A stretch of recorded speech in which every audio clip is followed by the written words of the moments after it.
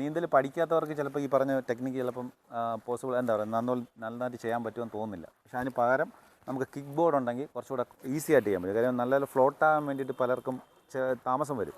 അപ്പോൾ ആദ്യമായിട്ട് വെള്ളത്തിൽ ഇറങ്ങുന്ന ഒരാൾക്ക് ഏറ്റവും കൂടുതൽ ഹെൽപ്ഫുള്ളായിട്ടുള്ള സാധനമാണ് ഇത്. കിക്ക് ബോർഡ് ഉണ്ടെങ്കിൽ നമ്മളിങ്ങനെ വെച്ചിട്ട് ബ്രീത്ത് എടുത്ത് തലകത്ത് വെച്ച് കഴിഞ്ഞാൽ കുറച്ചുകൂടെ കിക്ക് ചെയ്ത് പോകാൻ പറ്റും. ഞാൻ നമുക്ക് വീഡിയോയിൽ കാണാം. ഓക്കെ, ഫുട്ബോൾ പ്ലേയേഴ്സിന് ഈസി ആയിട്ട് ചെയ്യാൻ പറ്റിയതാണ്. എങ്ങനെ പിടിച്ചോ? ഇങ്ങനെ പിടിച്ചു.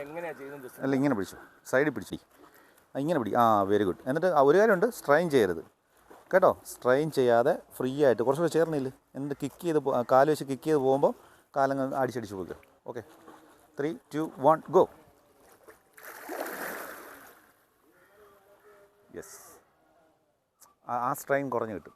അതായത് നമ്മൾ ആ ഫ്ലോട്ടിങ്ങിന് വേണ്ടിയിട്ടുള്ള സ്ട്രെയിൻ കൊടുക്കത്തില്ലേ, അത് കുറഞ്ഞ് കിട്ടും.